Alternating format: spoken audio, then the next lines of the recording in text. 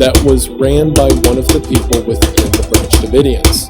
For those that don't know, there's this thing you can do as an individual or a gun store called an FFL. An FFL, or Federal Firearms License, is essentially the license you get if you want to start making or selling guns. This is what every gun store does in order to legally sell guns and perform background checks.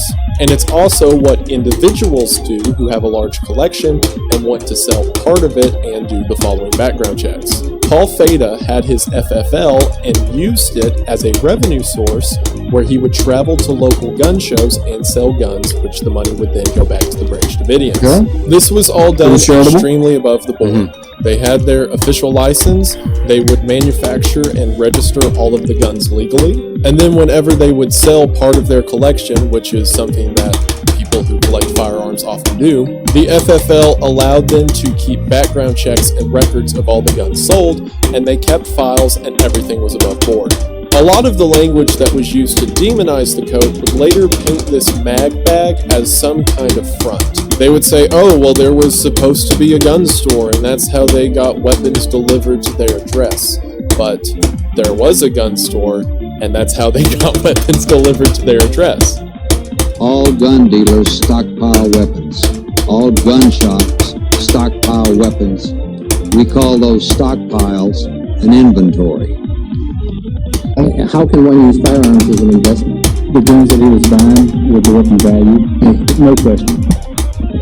And do you know other people who do that? Yes, sir.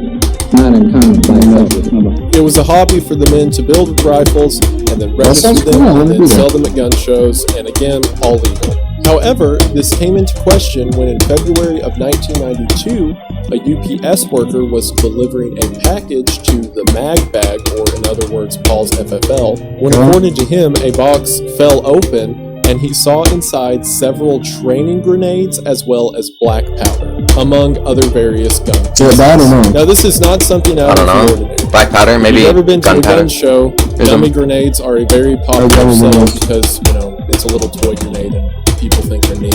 And the Branch Davidians would load their own ammunition, which is where the black powder came from, and the assortment of other gun stuff that they were stocking up on. However, when this UPS driver reported to the local sheriff's department that there was suspicious items in the package he was delivering, that message got passed on to the ATF. The ATF, or the Bureau of Alcohol, Tobacco, Firearms, and Explosives, are the bureau that regulates anything to do with alcohol, tobacco, firearms, or explosives. If it sounds weird to group tobacco and explosives together in the same group, that's because the ATF essentially works as an extension of the IRS. See, if someone was to manufacture or purchase a fully automatic firearm or machine gun, then that would be illegal not because they're impossible to have, but because you have to pay your taxes for it. Machine gun fire in itself is evidence of illegal activity.